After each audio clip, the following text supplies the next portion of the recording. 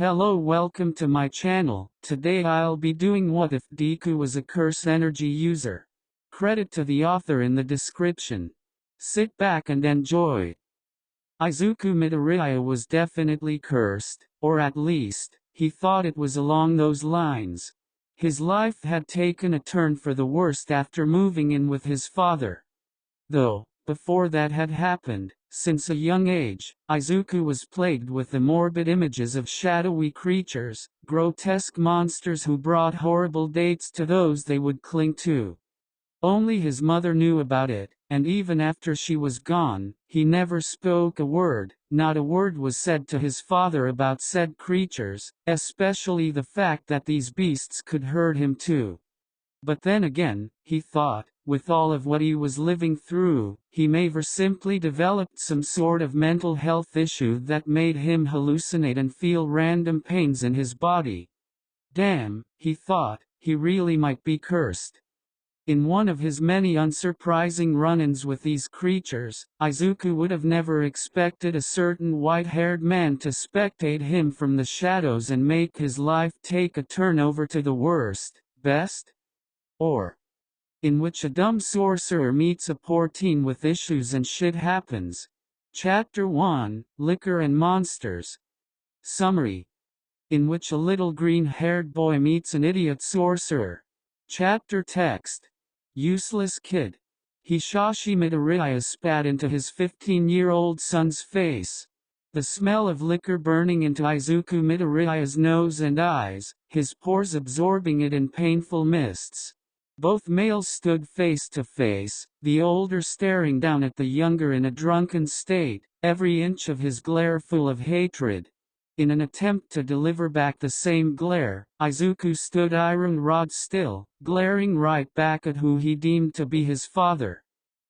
That morning, as Izuku was getting ready for school, he had unfortunately made too much noise, on account of what his father had yelled from across the house.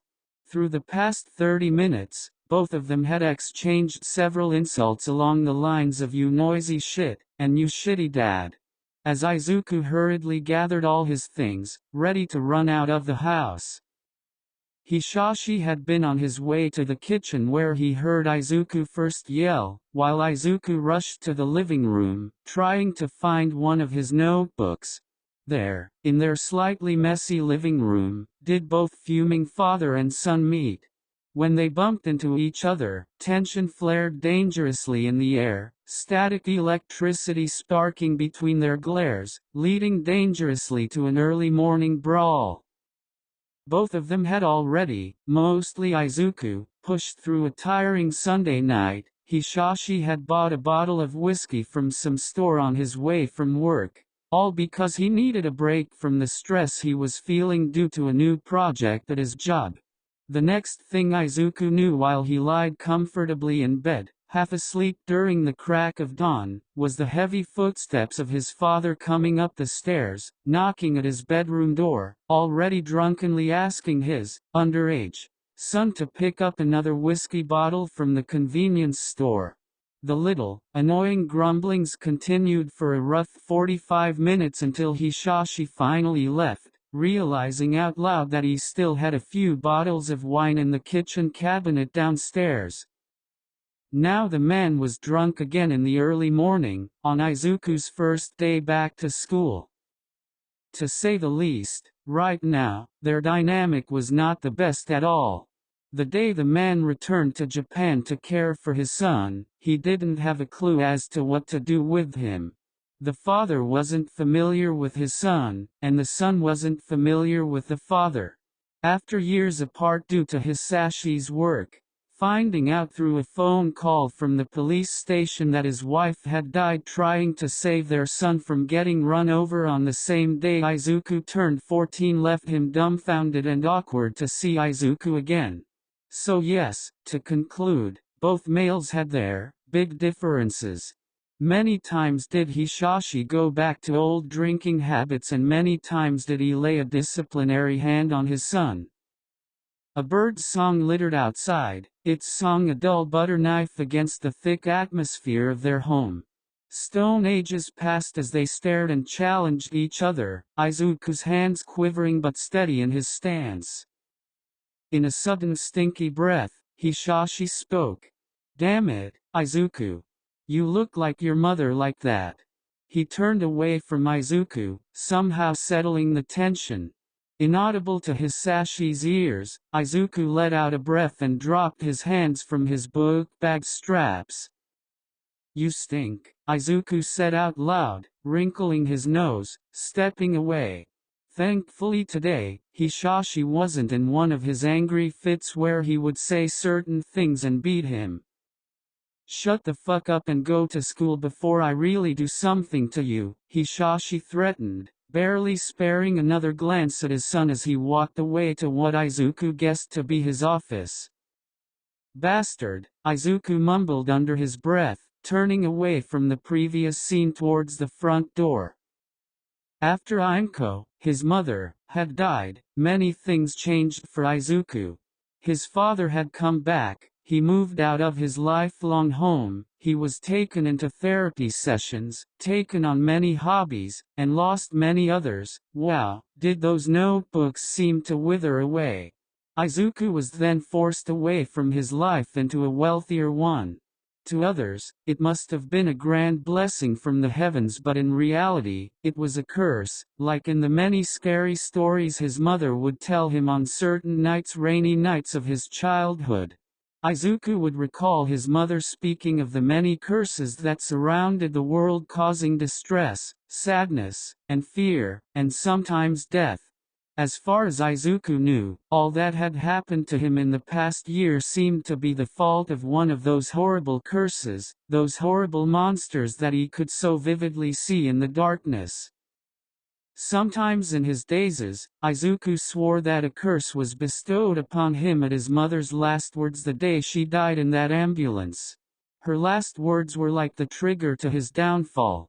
Vividly on certain rainy nights, Izuku would remember how he had squeezed her cooling hand, trying to capture the fleeting warmth as she began to breathe her last.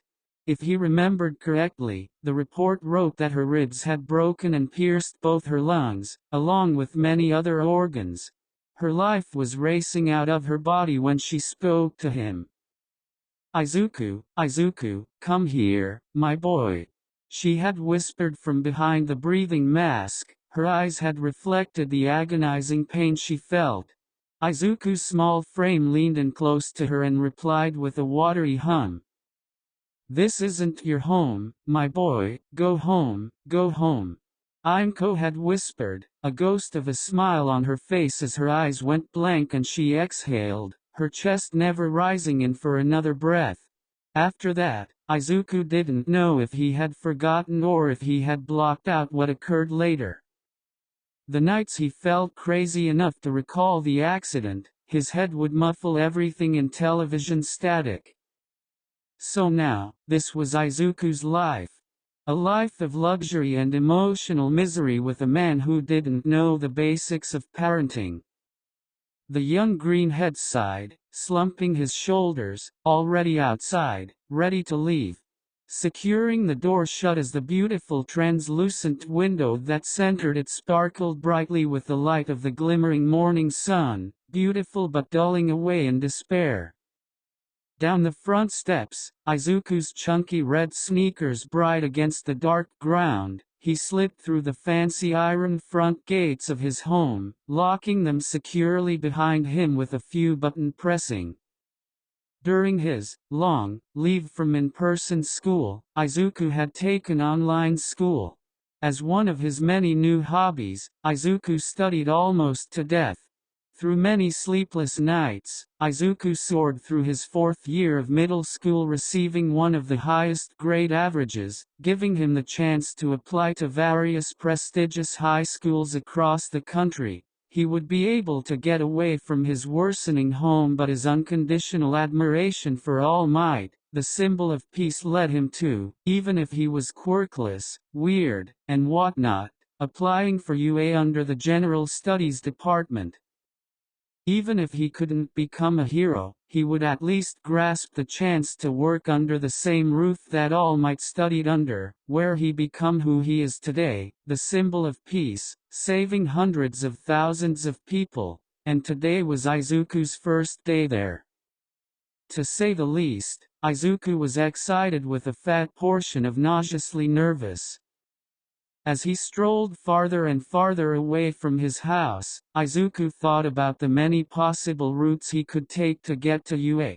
Izuku knew he had to take the bus or maybe the subway to get there, but it was how he was supposed to get to the stations or stops.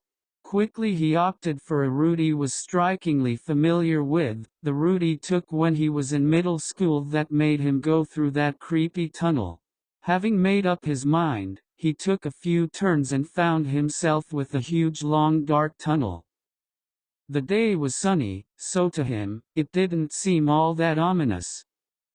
Izuku's skin instantly felt the absence of the sun as he walked into the tunnel. Yellow and black checkered lines outlined its shape, the yellow glowing in warning. Giant caged fans overlooked the tunnel, perhaps worn air conditioning. A long line of switches was near the tunnel's entrance, suspected to be the fan's operating system. Littered scraps of metal, glass, and trash, similar to crumbs left behind under a dinner table. It was so still and quiet that the trickling of water was heard in deep echoes. A small stream of murky rainwater slowly flowed near the tunnel's entrance where there was a sunken line of asphalt. Almost playfully, Izuku jumped over the stream, kindly not wanting to disturb its flow. As Izuku continued to strut into the dark tunnel, he was greeted with dark auras. Auras so familiar to him, like the taste of water. The monsters. Izuku had subtly felt them beforehand. They seemed to be pretty weak, faint, and small, not spooking the young male in the slightest. He ventured further into the tunnel, walking slow and steady, trying to sense how many presences were with him at the moment. There were around 2 or 3, seemingly glowing faintly under the shadows. Cautiously, Izuku continued to walk, not bothering any of the monsters. About to reach the end, only a few more steps until he could leave the darkened tunnel. Though a twinge of fear stirred in his gut, a squelching noise caught Izuku's attention, making him turn back and see what was behind him, not to mention the dark aura that emanated from behind him. What Izuku saw made him want to gag. It was a huge creature, 3 times Izuku's size. It seemed to be much stronger than the others as Izuku saw them scurry away frantically, like dogs with their tails between their legs. To Izuku, it seemed that this one monster, this curse his mother called them, was the big boss. Izuku recalled one of the nights in which his mother felt like telling him about the creatures she insisted were curses, only that when he was younger, she would call them monsters to try and have him understand better. The title of monster just stuck to him. Every time the creature moved, it gave squelching sounds, lurching in a wet and muddy way, as if it had crawled its sorry self from the depths of a hell swamp. Izuku balled his hands into tight fists. He repressed his emotions as tightly as he could. Keeping a level head was best in these situations. The monster's hazy red eyes looked in all directions. It seemed to stay in a passive state, unknowingly being in the presence of a human, until its eyes stopped right in Izuku's direction. The already tight atmosphere thickens gradually as the seconds went by, the creature unmoving, Izuku unmoving, both deciding silently who was predator and prey. Making its first move, the monster lunged forward at him, head first, bloodthirsty and death-ridden. In the flurry of the moment, Izuku threw his book bag at the creature, splattering its substance, followed by a heavy kick. The creature's gooey body was thrown backward, stumbling upon its gelatinous form. A gurgle of a groan echoed against the tunnel's curved concrete walls. Before it could retaliate at its opponent's move, the creature was greeted by Izuku's fists. One after another, Izuku hit the creature with the full force of his strength. The creature processed and took its action. It let its sludge body creep onto Izuku's, engulfing the green-haired male's thin frame quickly like a flood, or a glass being filled with water, causing Izuku to panic. Frantically, he continued to punch and kick, trying to calculate a plan as quickly as he could. Steadily, the monster began to drown him, eat him, gradually reaching every inch of Izuku's body. Mud and death panged at Izuku's taste buds. Frustrated, fearful tears stubbornly drained from his reddening eyes. He tried to breathe in, filling his lungs with oxygen only to feel goop block his airways. Many times in the past Izuku fought off these creatures with his mother's guidance, ever since he told her about the ugly gargoyle thing that, at the time, was outside of their apartment complex. Izuku was only 4 when it happened. He could remember her surprised happy face when he had come up to tell her. He was deathly scared of it and ashamed that he was the only one to see it, or so he thought. He had told his friend, Katsuki, Kaken as a nickname at the time, about it only to be told off as a freak and called a wannabe quirky because he said he saw things that others didn't. This caused Izuku to stop talking about it. After coming back home from playing, he had to go past the creature. Like the small child he was, he feared its horrible appearance and had to shut his eyes and run inside. That was until he told his mom out of desperation and fear. The day he told her, the gargoyle had touched him. Its clawed hands cut into his skin as he ran. He came running home in tears of fear, embracing his mother's legs tightly in a hug. To Izuku, that was a valuable memory because it was the day his mother finally opened up about her past and told him about the creatures he saw.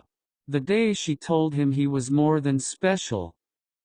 Now though, he pathetically clawed at his attacker's composition, the dark green of it slipping through his fingers. Desperately, he thought of 100 solutions. He retraced his steps before he entered the tunnel. Like flashes of light, the images of him entering the tunnel spoke to him like a physic dream. His gut told him what he had to do. Izuku's eyes shot open, his muscles and blood burned with adrenaline. With the last of the strength he could muster through his limbs, Izuku freed himself from the sludge monster's clutches. Unknowingly, a blue hue surrounded the boy, bursting out like a small explosion, injuring the monster and slowing down its pace. Running to the opposite side of the tunnel, Izuku clawed at the control panel that held all the switches he prayed were still working and connected to the ceiling fans of the tunnel. Scurrying back, and almost slipping, Izuku grabbed a metal scrap, the sharpest one at that. From overhead, the fans slowly began to turn clockwise, the sound of an old generator powering up deafening Izuku's pounding ears even further. A burning flame seemed to have erupted inside of Izuku as he rushed towards the monster ready to attack. He went from side to side in a zigzag pattern, trying to confuse the sludge creature.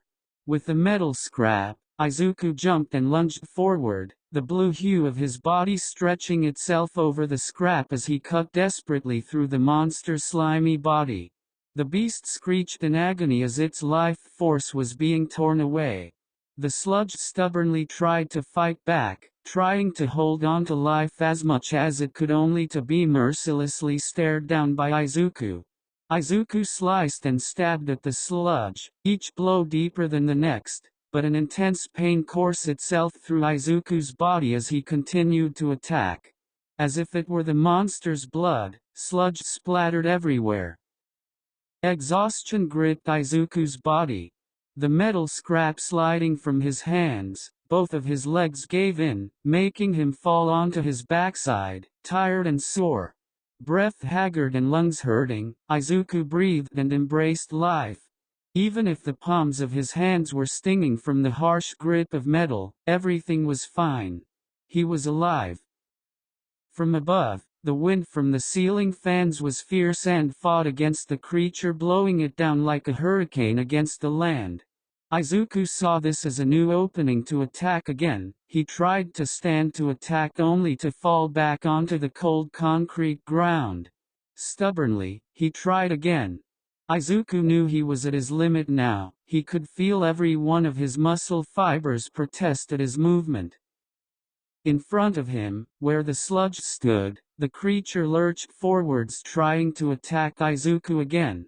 In the state he was in, Izuku knew for sure he was a goner. That was until a surge of power shot through the sludge, making the monster explode and evaporate, the dark atmosphere of the tunnel evaporating with it. Izuku stared, more than perplexed. Many possibilities crossed his mind in seconds as his eyes slowly turned to face his savior. Was it a hero? Did a hero come and save him from a thing only he could see? A thing only he could see? A thing he so closely held to his heart, a secret he held from others and will forever hold inside in honor of his mother's wishes? Izuku's white emerald eyes met with a dark, long, tall figure shrouded in light, its silhouette being the only thing Izuku could see. The figure was thankfully humanoid, seizing a fear in Izuku's gut. He quickly stood from the ground, wincing at the pain in his muscles. He dusted himself off and straightened, opening his mouth not knowing what to say or how to begin to express his thankfulness and confusion. Izuku began. "Yo, kid. Do you see those things often?" A masculine voice called out and asked, cutting Izuku off from continuing. The figure stepped forward, the fans completely off, letting Izuku hear the voice clearly inside the shadowed tunnel. Everything settled and quieted down, leaving silence for the two. Izuku began to fidget with his fingers. The bright light from the left the man a silhouette to Izuku, making the man's features intelligible, but his silhouette slowly formed features as the man began to move in the green head's direction, finally putting a face to the voice. Izuku was slightly taken by surprise when the man fully stepped out of the shadows. The man was well over 6 feet tall, sporting a blindfold, and a lean physique. His white hair seemed to glow and the dark fabric of his clothing highlighted itself in purple. The collar of his jacket hid his chin, like a turtleneck. Maybe if he didn't wear the blindfold, Izuku guessed that the man was very attractive. Unrelated to his features, Izuku was most unsettled by the boyish smile that stretched across the stranger's lips. "Just answer the question, kiddo. Do you see those things often?" the stranger asked again, his voice echoing against the tunnel's curving walls, that with each passing moment seemed that they curved degrees more in suffocation and anxiety. Izuku didn't know what to think. The male was either a very new hero Izuku hadn't heard about, or he wasn't a hero at all. Composing himself, and trying to gather his thoughts, Izuku cleared his throat and dropped his hands at his sides, and looked directly at the stranger, a quirked eyebrow of uncertainty and reluctance scribbled on his face. "Yeah, I mean yes," he answered as politely as he could. Seconds ticked by until a small giggle came from the man as he boomed in speech. "Great. Join our school," the man said enthusiastically as a sparkling white smile grew wide on his handsome face until the words struck Izuku's brain. "Wait, what?" Chapter 2, Questions and Hostilities. Chapter text. "Wait, what?" Izuku asked, flabbergasted. The man continued to smile, leaning on one foot, presumably looking at Izuku from behind the blindfold. "What I say? Join our school, Jujutsu High," he offered again, ignoring the boy's confusion. Quickly calculating the situation, Izuku studied the tall man in his midst. To him, the man did not appear to be a hero. It was obvious from what he wore. He just seemed to be a normal man. Maybe he had used his quirk to save him last minute. Then again, this man had used his quirk against the monster. Or more specifically a cursed spirit, his mother would often call them that. Could he possibly see them too? Or maybe it was a simple fluke? Either way, Izuku needed to get to the bottom of it.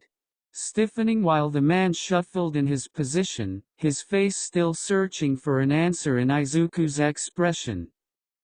Well, Izuku began clumsily. I'm heading to, he held back his tongue. I have somewhere to be right now, but I want to thank you for, helping me with that. Izuku weakly motioned toward the now dead curse. The man opposite of him hummed in understanding. Unknowingly to Izuku, the man had a perfect idea as to where Izuku was going. He was wearing a uniform after all. The greenhead continued.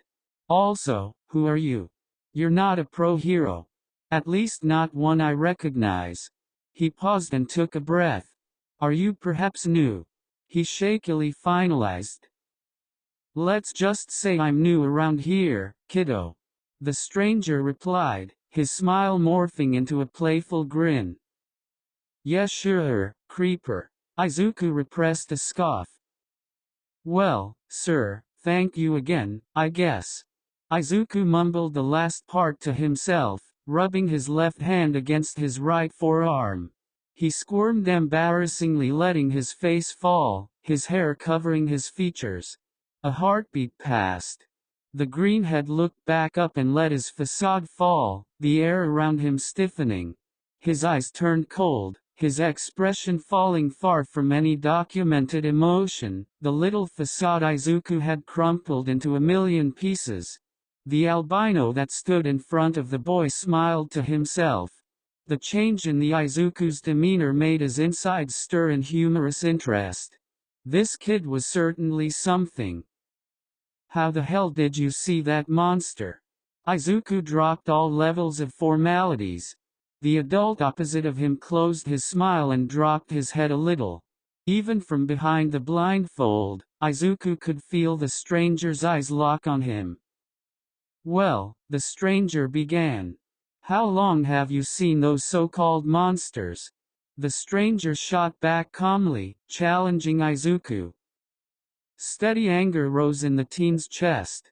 Answer my question first. Chill out, kid. The stranger chimed, his hands coming up in front of him defensively, then quickly slipping right back into his pockets. I see them too. Longer than you have.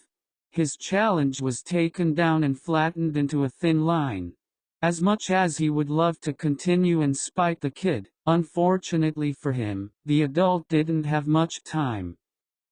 Izuku squared his jaw and relaxed his shoulders slightly. Ever since I was a child, he said almost defeatedly while looking at the ground. Great. Another asset to join our school. The stranger bellowed, making jazz hands. A wrinkled face of confusion was drawn over Izuku's face. The stranger was annoying, it made Izuku's insides stir with irritation. What the hell? Why should I come to your school? What if you're messing with me? Izuku replied angrily. The stranger began to walk towards Izuku, holding out a hand, as if wanting to touch him. It's a great school. Good opportunities for you and your abilities. The blindfolded stranger continued. Instinctively, Izuku stepped back a few, trying to get away from the male's grabby hands. The man was inches away from him when he bolted out the tunnel, slipping past and away from the man's clutches, grabbing his book bag on his way out. Maybe, he thought, he would leave his questions unanswered if it meant he could get away from a pervert. The man was not a pro-hero, just a weird creep prowling for children. For extra measure, Izuku yelled out. Pervert. Izuku cupped a hand around his mouth, alerting any passers-by. Wait, kid. I'm being serious. The albino male called out from behind Izuku, a hand outstretched. Defeatedly, he dropped it and looked down at the ground. The man's glossy lips upturned into a smile as he shook his head. Damn it. He cursed, a light-hearted laugh escaping his glossed lips. What an interesting kid, he thought to himself. Far out and away from the weird man, Izuku ran as fast as his legs could take him, right to a bus stop. Quickly he took out his bus card and slipped onto the bus that had come just in time. He let out a breath of relief as he sat down hugging his book bag. The bus ride was short and left him at his school's gates. Thankfully, there were still students going in, a sign that he wasn't late on his first day back. Phew! Izuku breathed out, wiping a thin sheet of sweat off his forehead. He integrated himself with the mob of students and entered the UA campus. Green grass coated its grounds, with a beautiful array of flowers, bushes, and trees. The steps to get inside were made of stone and the odd shape of the building greeted him. The building was covered in clean sparkling windows.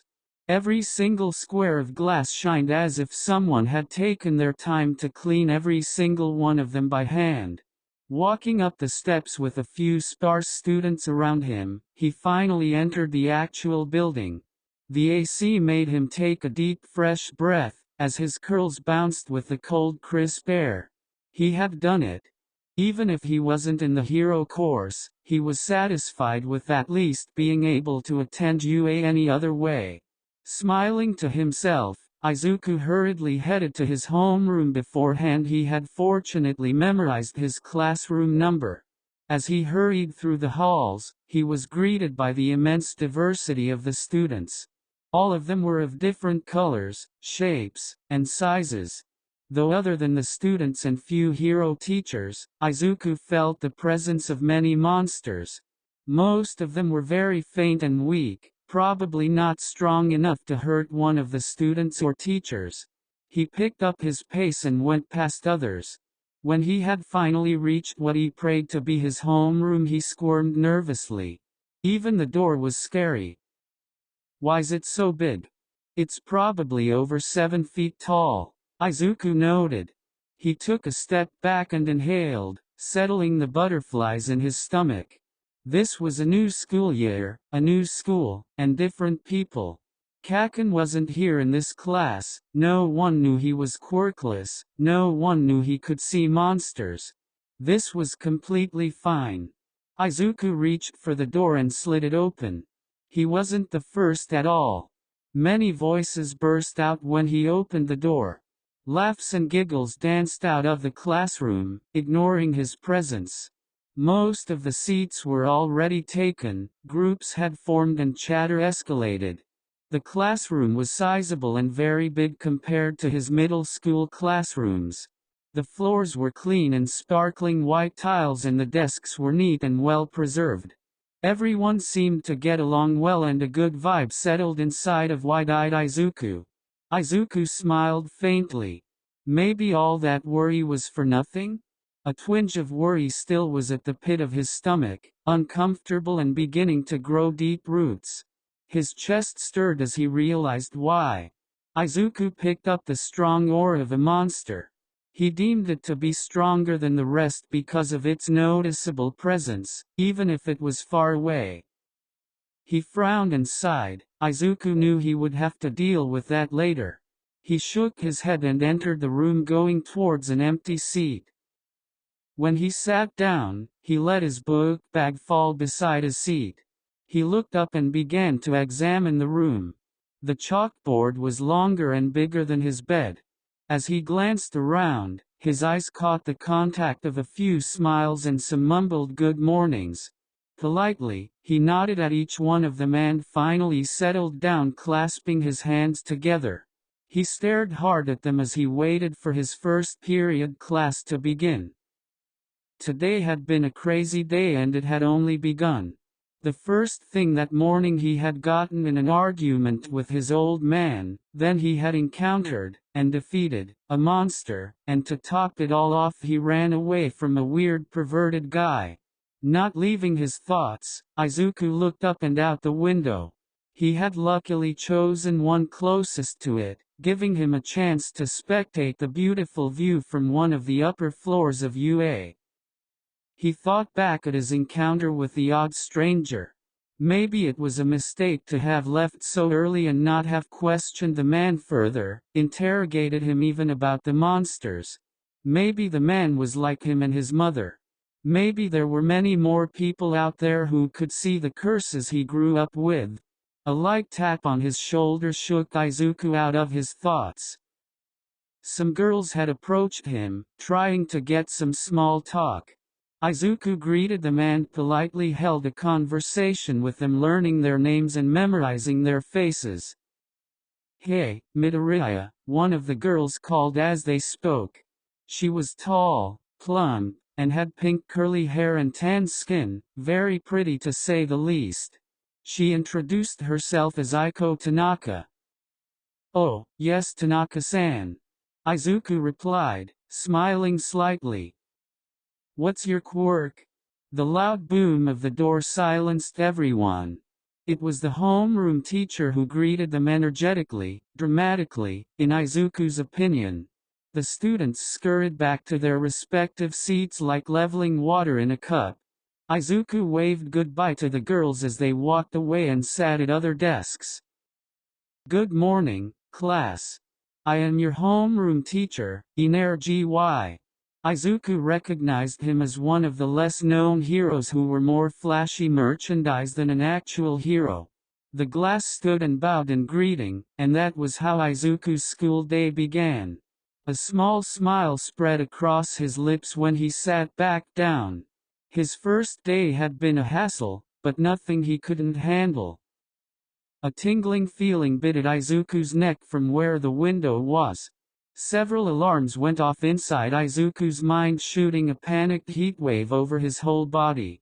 He knew the feeling too well. Someone was watching him. Slowly, Izuku turned his head to the left to look out the window. A tall, familiar figure floated outside. Familiar white hair billowed with the wind. "What the hell?" Izuku yelled. Now fully turned to the window, he glared at the man he had met earlier. A hand slipped out of the man's pocket. Izuku's heart dropped. He was expecting the worst, a type of weapon, the use of his destructive quirk, something, anything. The man outside the window simply greeted Izuku with a flamboyant wiggle of his fingers. "What the fuck?" Izuku mouthed to the stranger, who continued to smile, laughing actually. Another thought popped into Izuku's head as he continued to glare at the man outside his classroom window. How was no one seeing this? According to his earlier research of the school, UA had tight security, and from the gate, he had to go, plus the many pro-heroes. He honestly wondered how the man had snuck in. The greenhead continued to stare before he shook his head and turned back to the front of the classroom. The teacher seemed to not have noticed the blindfolded threat outside. He would just ignore the blindfold perv. That's what his mother would tell him to do. Ignore it and it'll go away. The greenhead grumbled to himself and sighed, "Everything's gonna be fine, right?" After the lunch bell rang, a sense of relief washed over the atmosphere of the classroom and reached Izuku. Even with that relief of a break, he weirdly felt sore along with an energy drain. The only other times he felt himself be like that was after a long run or an all-nighter. He walked towards the lunchroom, rubbing his temples. Going through the lunchroom doors made Izuku almost stumble back and fall. The familiar dark energy of a cursed monster seethed into Izuku's senses. He quickly examined the room. He found no sign of the curse, making his gut wrench. The curse felt strong, strong enough to hurt someone. Through the masses of students, Izuku hurried through and grabbed his food. He scanned through the many exotic hair colors of students and searched for Aiko's singular pink. Earlier that morning, the small group of girls had invited him over to eat at their table but didn't follow them during the rush to the cafeteria due to Izuku being lost in his thoughts, grimacing about his energy drain. A hand shot up and waved at him. Pretty long manicured nails glinted with the harsh light of the lunchroom. Izuku quickly recognized the hand to be Aiko's. Her pink locks seemed to be brighter than before as she smiled at him while he pulled out a chair and across from her.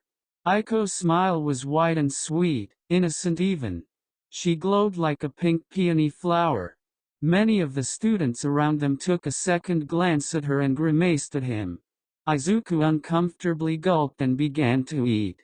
It was no wonder why many were giving him the stink eye. He was surrounded by the girls. Izuku continued to eat and pondered a million excuses to try and prevent the girls from inviting him over for lunch again. To the greenhead, the looks were too much and he didn't like being the center of attention. Still thinking to himself, he looked away from his food and quietly surveyed the girls. Each one of them was having a conversation of their own in pairs. A total of 4 girls were at the table, each of them beautiful in their way. Back down to his food, Izuku sighed to himself and let himself be endorsed by the conversations. He quickly found himself absorbed in their words. The 4 girls talked to him with complete fluidity, as equals. They treated him well. A feeling of pleasantry filled his chest, unfamiliar and untouched from long ago.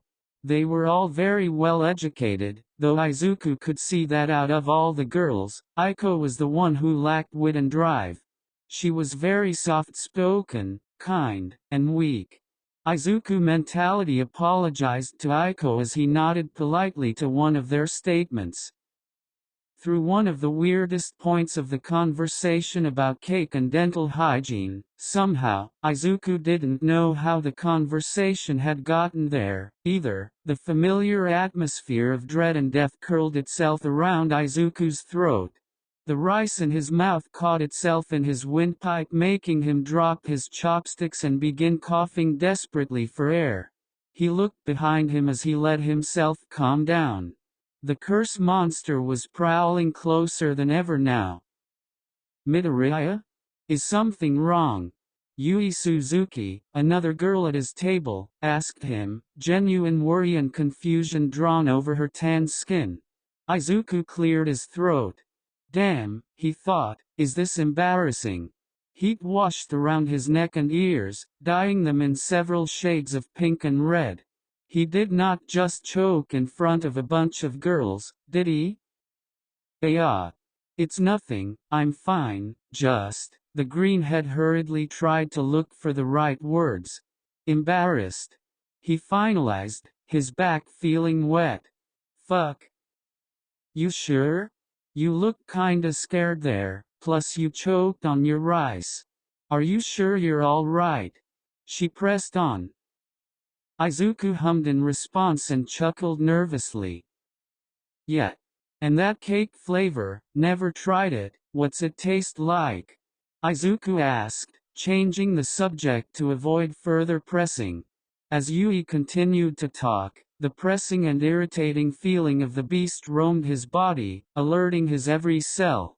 He continued to feign attention to the conversation, drowning himself in many scenarios about the monster's strength. The edges of his eyesight blurred with white fog as he continued to immerse himself in a thoughtless dimension. Like a fork against a glass plate, a crash exploded through Izuku's ears, dropping him back into reality. Panicked, he looked up as the lights flickered several times for seconds on end until an unsettling silence washed over the cafeteria. A student lied on the ground, grabbing his leg as he cried. A table had been flipped and fell weirdly on their leg. From where Izuku sat, the leg looked bent the wrong way. How in the fuck? He looked back at the table in which he sat. With a single hand he tried to pick it up. His muscles felt like they were being strangled under the weight of the lift. The table must weigh at least more than him, for some reason. Wide-eyed, Izuku looked back at the student who was being held up by 2 others, probably towards the nurse's office. From the corner of his eye, Izuku saw a lump of darkness finally begin to take shape. There was thick black fur with streaks of yellow, an ugly face adorned with beady eyes stared back at Izuku, a toothy dumb smile etched the monster's hideous face. A look of triumph. Little fucker. Izuku tensely grimaced, anger fluttering in his chest. The curse thought it had done something, didn't it? Anger rose high, almost suffocating Izuku's other emotions. Through his nose, he huffed and turned away. He was sure to deal with it later. He was greeted by the looks of fear of the girls. "Oh my gosh!" Aiko bellowed, a hand over her mouth while she trembled faintly, the rest of the girls stirring along with her. "Don't worry girls, I'm sure it was probably somebody's quirk," Izuku reassured them, flashing a comforting smile. He couldn't risk them seeing him lose his temper and fight thin air. The whispers of the room erupted into a volcano of loud yelling and panicked cries. "Did you see that? It flipped by itself," one stated. "Ghost." Another cried. "I didn't do it," another yelled. Many walked out with their groups, some alone, others stayed and returned to normal. By the time the lunch period was over, the cafeteria was close to empty. The few that had stayed filed out and headed back to their classrooms, along with Izuku and the group of girls on his tail. The four continued to whisper worriedly about the situation, talking about the paranormal. Izuku, who luckily was walking in front of them, almost scoffed out loud. If only they knew. When they reached the classroom, the mist of the classes resumed to normal, but an air of chilliness was velveted over each student. Many whispers interrupted the silent breaks of the classroom, causing scoldings by part of the teachers. At last, when the clock struck 3:10 p.m. signifying the last period's ending, the bell rang loud and clear to all the students. The chilliness of the atmosphere melted ever so slightly as everyone rushed out of the classroom, ready to head into the shelter of their homes, away from social interactions, maybe running away momentarily from the fear of the unknown. Izuku packed the last of his belongings. He hadn't signed up for any after-school clubs, meaning he could leave earlier than most, but that just gave him enough time to crush that monster. Another fortunate thing for him was that blindfolded perv didn't show up again throughout the day. Hopefully, he doesn't know or follow me home, Izuku thought tiredly. Sealing the last of his things in the fabric of his book bag, the greenhead turned away from it, expecting the classroom to be empty and devoid of any other student. That was not the case. Instead, he was met by the tall purple head of another student. Izuku didn't remember seeing him earlier, causing him to almost flinch at the sight of his sleep-deprived eyes. "Why haven't you left?" the opposing male asked the greenhead accusingly. "I'm just taking my time," Izuku replied, taken aback by his sudden tone. Casually, mostly to relax, Izuku leaned against his desk. Yeah sure," the purple-haired boy said. "Then why are you here?" Izuku shot back, his polite front melting away slowly like plastic. He received no response, only defeated awkward silence. "Yeah, thought so." Izuku turned to his book bag.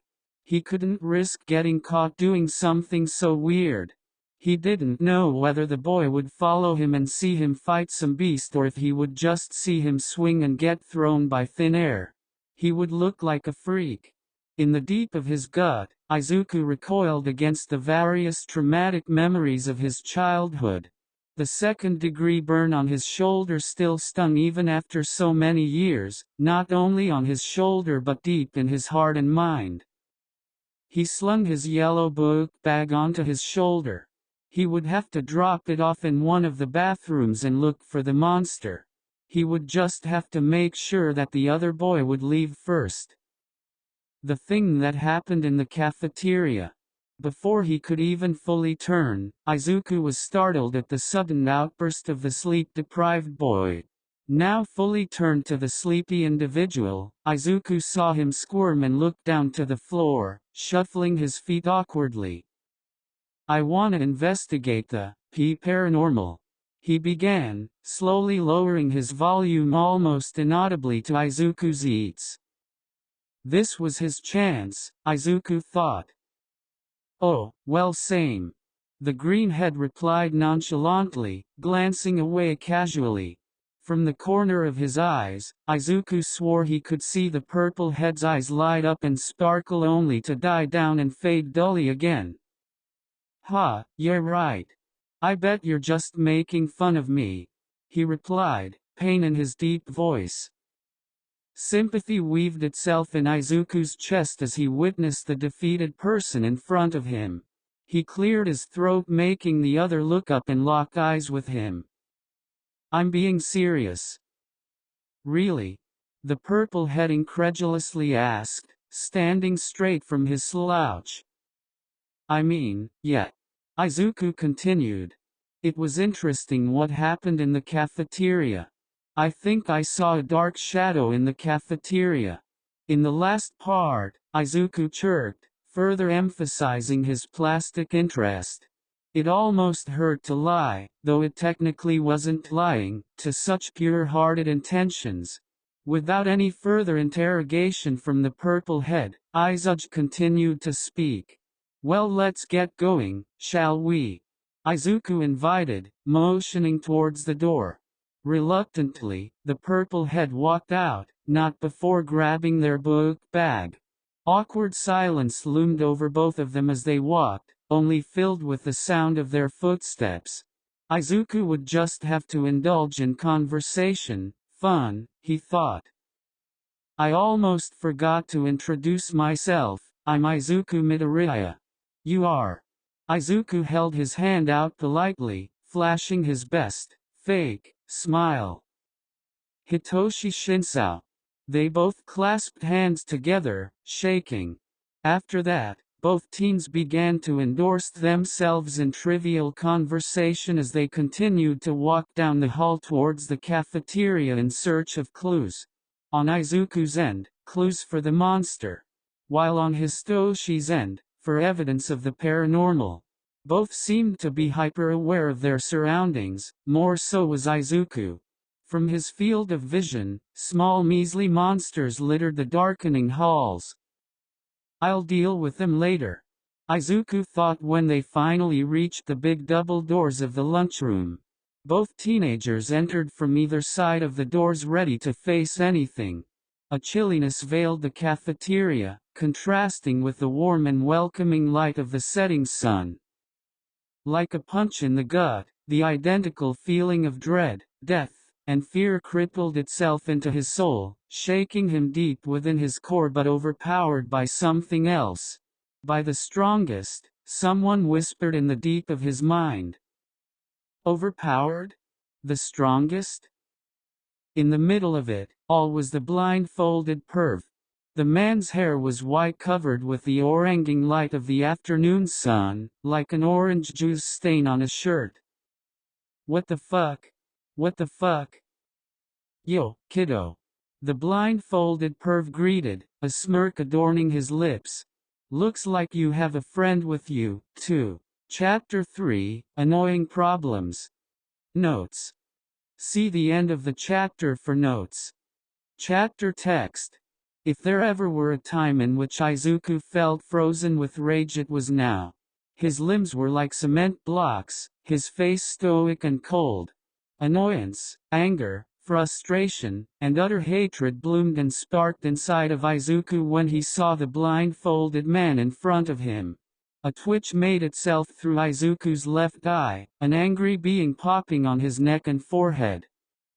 Oblivious to his new companion's emotions, Hitoshi asked with uncertainty towards the green-haired male. You know him. He pointed his left thumb as he turned to face Izuku, an eyebrow raised. Before Hitoshi had turned, Izuku let the anger fall from his face. The never-ending bubbling feeling was still in his core. Almost choking on his words, he shifted his eyes from the blindfolded pervert towards Hitoshi and back to the blindfolded pervert. What are you doing here? He began, trying to keep his voice steady. Did you follow me to school, you pervert? Izuku asked, his voice trembling in anger, a vulgar tone of disrespect in his words. He hoped that Hitoshi would catch on to the memo. He glanced back at the purple male and received a wide-eyed facial response, followed by a small understanding nod. Both turned back to the blindfolded male that stood in the middle of the sea of tables. The sun was beginning to dip further into the landscape, the windows capturing every bending of light and causing shadows to rise from the absence of light. Ouch! The blindfolded perv said, putting a hand to his chest dramatically. That was kinda hurtful, don't you think? And I have a name. He shuffled in his stance, leaning on one leg as a wide smirk spread across his glossy lips. I'm not a pervert, I'm Gojo Satoru. Whatever, Izuku said, rolling his eyes tiredly, to then shoot them back to glare at the albino male. Did you follow me? Answer. He ordered, the atmosphere lifting ever so slightly. I just had some business here with that monster, like you call them. See, it's already disappearing. Gojo answered with a shrug as he pointed at a disintegrating mess of what Izuku thought to be the cursed monster. Oh hey, what are you talking about? Hitoshi spoke up, confusion written all over his face. Both Gojo and Izuku realized that the purple-haired teen had no idea about the cursed monster that was lying on the ground. Both the adult and the greenhead agreed on something for the first time. We're fucked. But something else caught Izuku's attention. He could play it off and frame Gojo to be a crazy idiot. Oh right. You're a normal person, Gojo began, trying to smooth it out by further confusing the purple teen. Too bad. You look promising, he said, humming with a fake sadness and frown. To say the least, Hitoshi was utterly perplexed by the strange man in front of him. The man wasn't a hero he recognized. He didn't have the personality of a hero, nor did he wear a flashy suit to compensate for his handsome features, but then again, he had come across Class 1A's homeroom teacher who seemed to be some long-lost family member of his. And from what he gathered of what Izuku coded through the words he had directed to, was it Gojo? He wasn't exactly good news. Awkwardly, Hitoshi stood off to the side as the blindfolded male looked at him, probably through the blindfold. Gojo's attention dropped from Hitoshi and back to Izuku like a light switch. My offer still stands, you know, he said, a playful tone lacing his words. No. Izuku spat. He trembled in his shoes, not of fear but of frustration, hatred, fury, and annoyance. Another word from Gojo and he would blow a fuse. The bastard was annoying as fuck. From off to the side, Hitoshi looked at the two males interacting. All the politeness Izuku held when he usually spoke was gone and replaced with a deep annoyance and disrespect. He vulgarly spoke to the albino male and seemed to shake. Of fear, perhaps, he thought to himself. How the hell did you get in here, anyway? Izuku asked in search of an explanation from the childish adult. Oh, I have my ways, kid, Gojo replied, clearly not answering the question in any way. Yeah right, creep. Why are you following me? Don't you see I'm already attending UA? Hi. Izuku retorted. Hitoshi could see a flickering flame of terrifying anger spout from behind Izuku's eyes. Listen, kid. My school is much better than this one you are attending, Gojo said matter-of-factly, motioning the area around him. And it will be a way better place to enhance your special abilities. Plus, you will be training under the strongest, he concluded, motioning at himself with a wide grin. I don't care. That isn't a reason for you to follow me around. Especially not an excuse to sneak into my school. Izuku shot back, annoyed. He wasn't even angry anymore, just plain annoyed with the adult's incisive insistence with his so-called school. He rolled his eyes only to catch the view of another horrid curse monster. Oily black fur streaked with yellow stands came into view. Beady eyes stared at the scene before it as it hung from the ceiling, like a cockroach. Its beady eyes spectated silently like a predator to its prey. Locked in place, Izuku stared. In his 15 years of existence, did he ever see such an ugly creature, captured by its terribleness, similar to that of a car crash? Izuku didn't catch how it came back a few inches, gathering strength in its hind legs. It leaped with vengeance towards the oldest male, ready to rip into his flesh like a rag doll. By the time it was feet away from the albino-haired male that Izuku called out in warning. "Look out!" he screamed, panicking. In a fraction of a second, Gojo swiftly escaped the attack, hands in his pockets, as if he hadn't narrowly escaped death. The playful smile that adorned his glossy lips slipped from his face into a serious thin line. The creature continued to fall, still in momentum as it skidded across the waxed floor, stumbling against the various chairs and tables, destroying and moving many in the process. A scream of terror tore itself from Hitashi's throat. His body felt separate from his consciousness, but still strangely connected as he saw everything move from an invisible, occult force. Fear overtook his thoughts as he stood, his consciousness clasping reality once more. Beady eyes locked themselves into the blind, unknowing eyes of Hitoshi as it lunged itself dumbly against the innocent teenager. A cloud of black smoke was what Shinsao could see.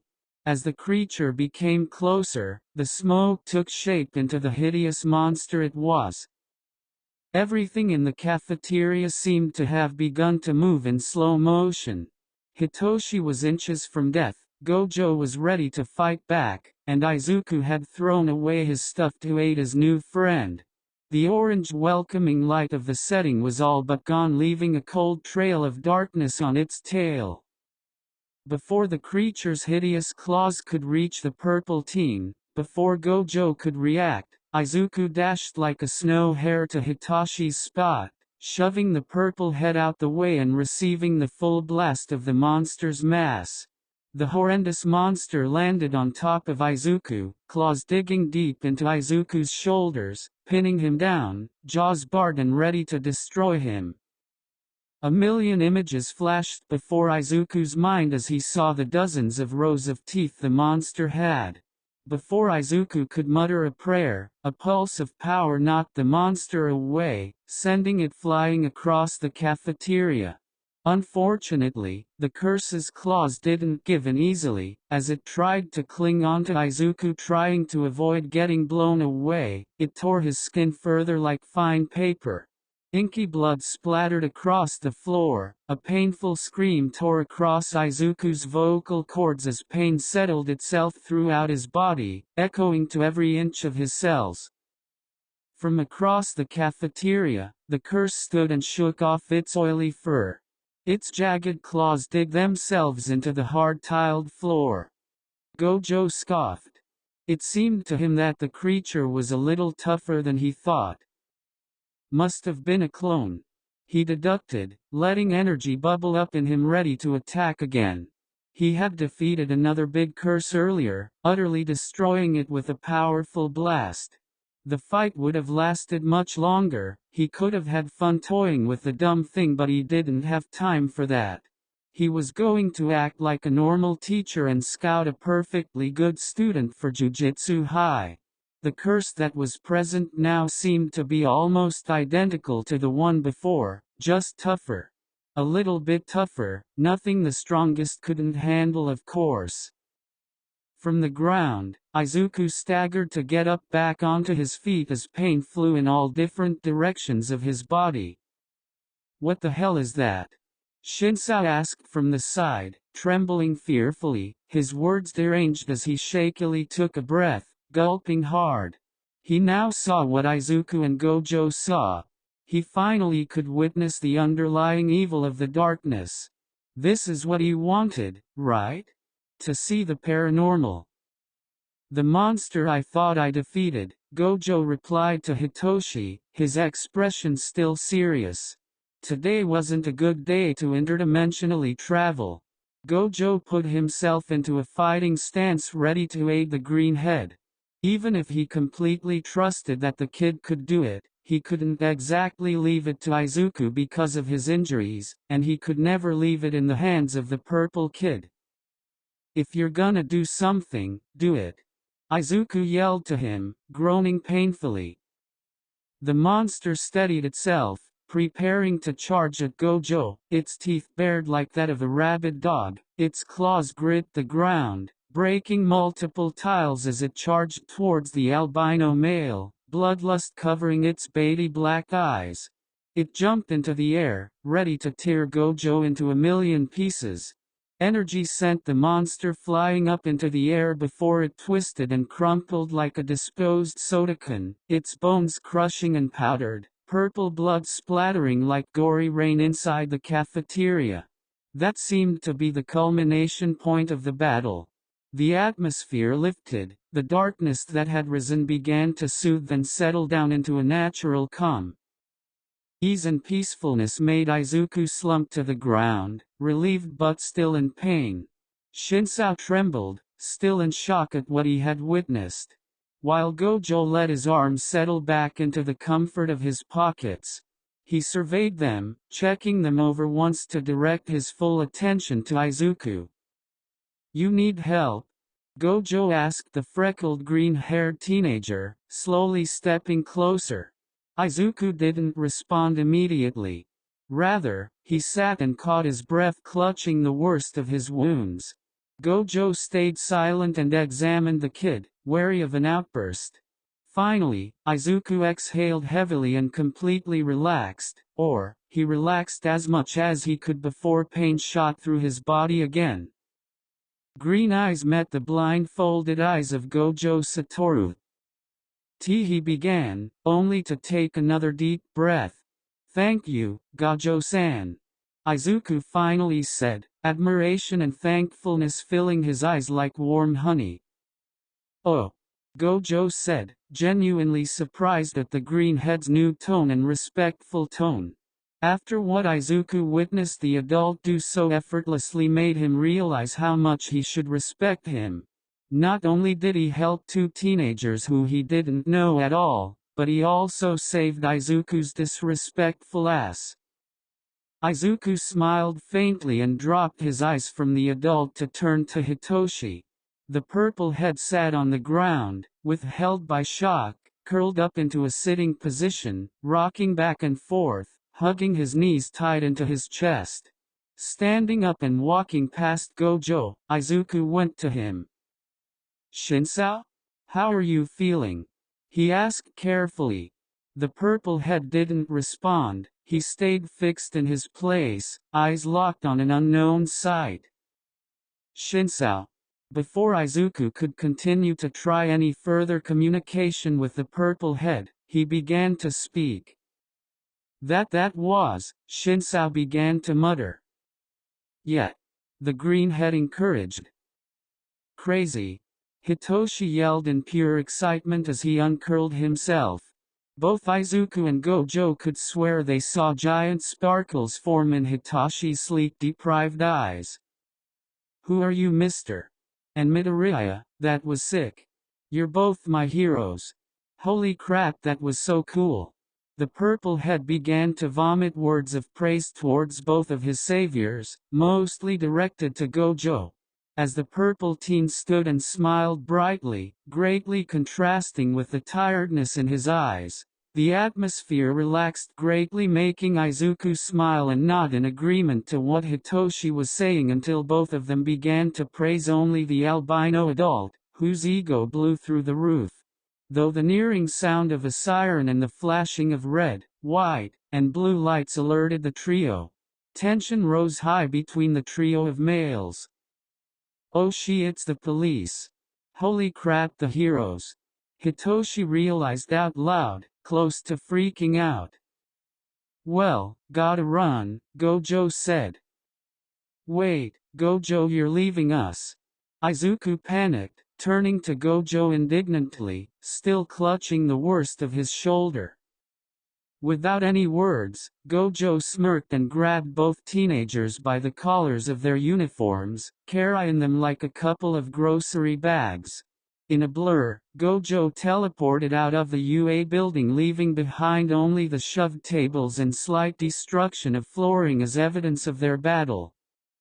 "Whoa! Is that your quirk, mister?" Shinsao asked when the world wasn't a mosaic anymore. "Quirk?" Gojo thought to himself, not bothering to answer the question. Both teenagers stood, Gojo letting them go. Izuku still held on to his wounds, blood dripping from his shredded uniform. The trio stood in the middle of a street, the light of the moon their only source of vision in the inky black of the dark night. "Well, so much for the first day," Izuku mumbled, examining the damage on his uniform. "How am I going to explain this to my dad?" he grimaced. "Yeah, guess so," Hitoshi replied.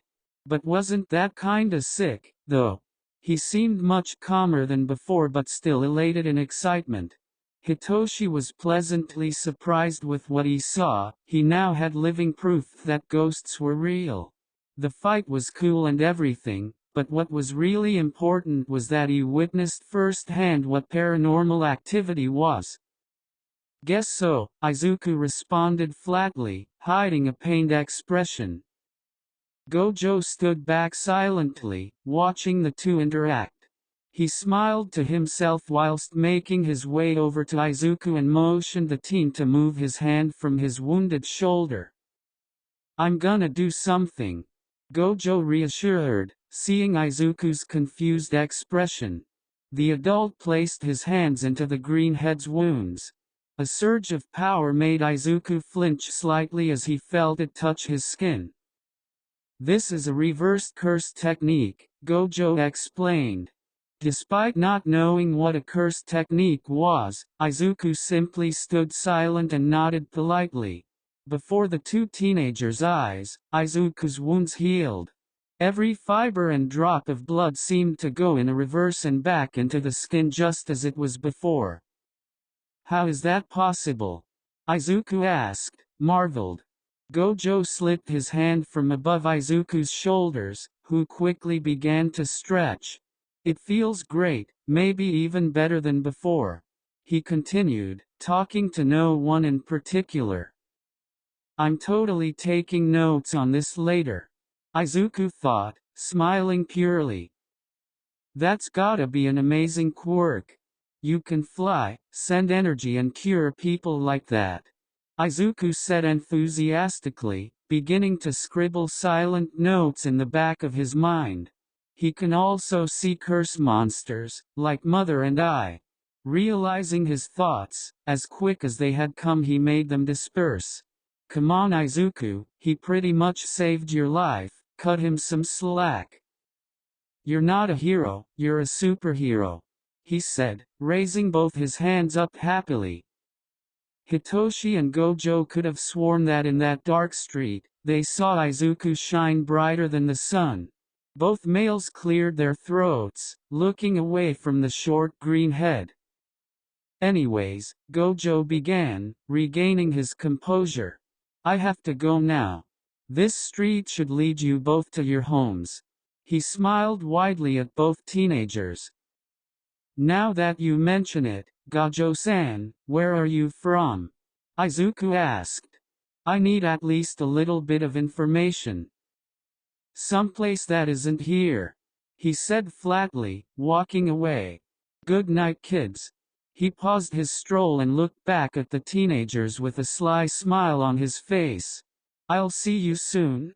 He turned back again, bent his knees slightly to disappear in a blur. "Holy crap!" Hitoshi breathed out. "He's so cool." Izuku hummed in agreement. The two boys stood looking at where Gojo was last seen in silence as if they could still see him at a distance before they looked back at each other.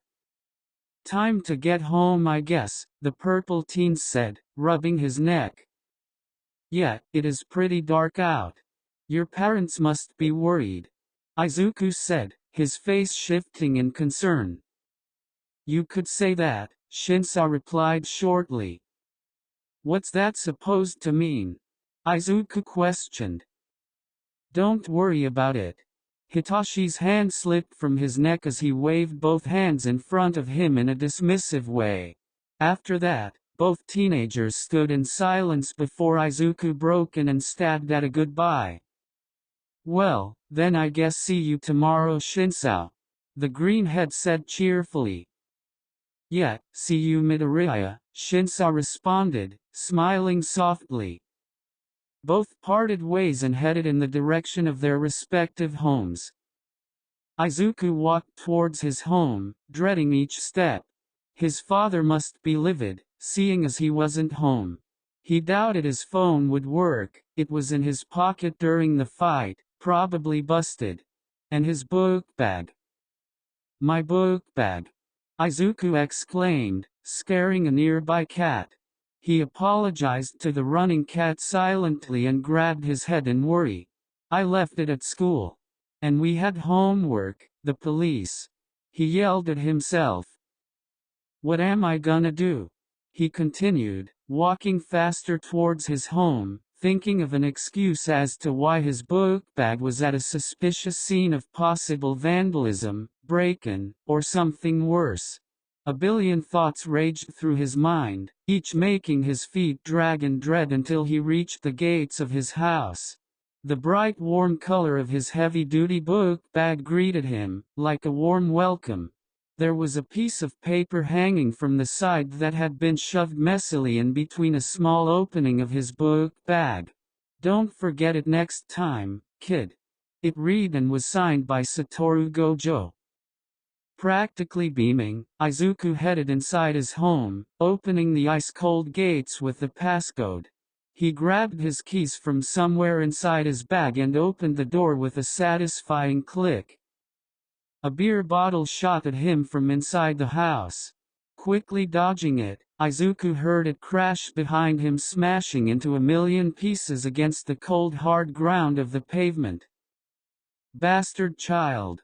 Izuku's father yelled from inside, his voice raspy and croaky from the liquor. The house stunk, or rather the couch stunk. Izuku took off his shoes and headed inside, seeing his father up from the couch, liquor bottles littering the area around him like a cage. Hello to you too, father. Izuku greeted darkly. What did you say, you little bitch? Hisashi yelled. Izuku had been lucky to not have found Hisashi in one of the angry fits in the morning, but the fuzzy happy feeling in his chest distracted him from the fact that he should have prayed to have arrived home for a sober dad. Unfortunately, tonight was one of those nights in which Hisashi Midoriya had drunk way more than before and was now angry at his own son, at his dead wife, at his job, and the whole world, really. Without a word, Izuku turned away from his father and began to climb the steps of the stairs towards the safety of his beloved room, only to feel his old man's fingers curl around his hair. Shitty brat, where the hell were you? Hisashi spat venomously into his son's ear. Izuku screamed in pain as his father shook him from where his hand held him firmly. Let me go.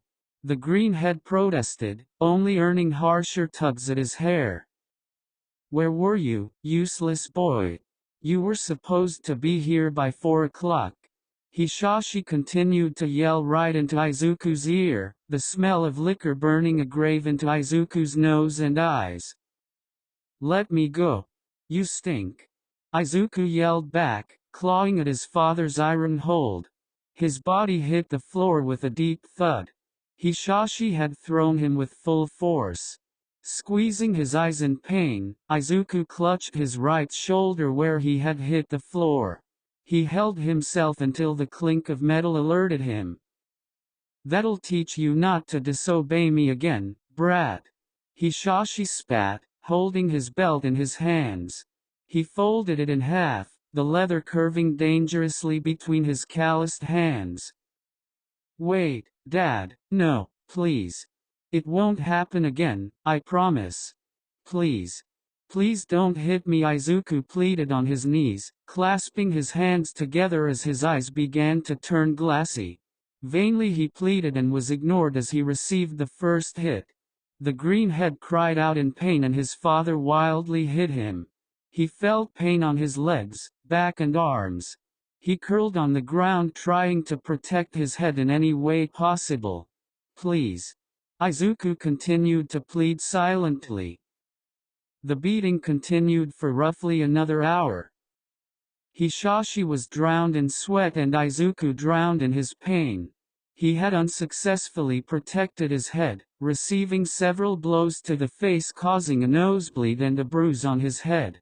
At some point during the beating, the metal end of the belt had gotten loose and hit him square in the face. He lay pathetically on the ground, his gaze blank, emotionless, unfeeling, numb. The only sign of life was the pain burned like hellfire. That should teach not to cross me, kid, Hishashi said, his voice trailing further away as he left his son alone. Again, he headed to his office with a fresh bottle of whiskey.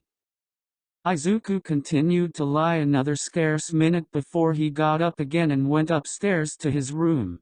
He locked the door and slumped on the ground. Fresh warm tears fell from his eyes. He had counted already, it was the third time this week.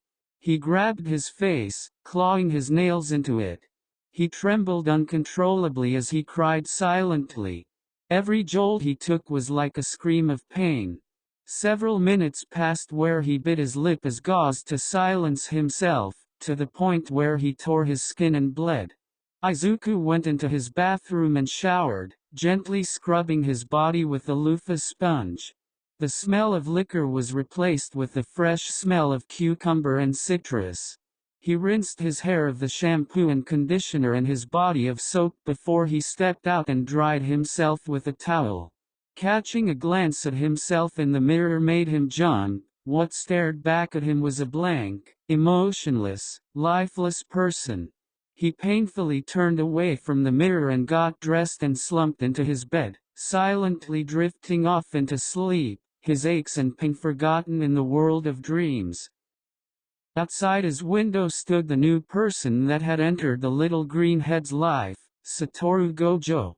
His handsome features were grazed and splintered with sadness, a frown on his glossy lips as he stepped forward, teleporting back into his own world.